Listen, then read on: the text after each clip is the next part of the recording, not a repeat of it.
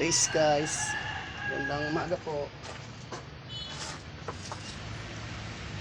Peace po. Nakasalang po yung kanin. Good morning po sa inyong lahat. Ito po senaryo sa kitchen namin. Lutong kahoy po. Guys.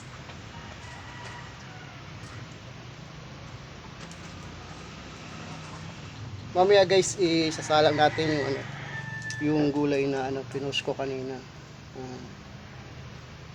Yun po, para lunch break ko na po yun hanggang gabi. So guys.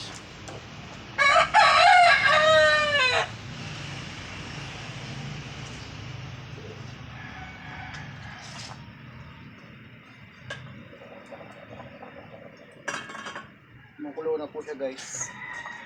Sige po, thank you po guys. Jonathan Gonzales po, thank you po.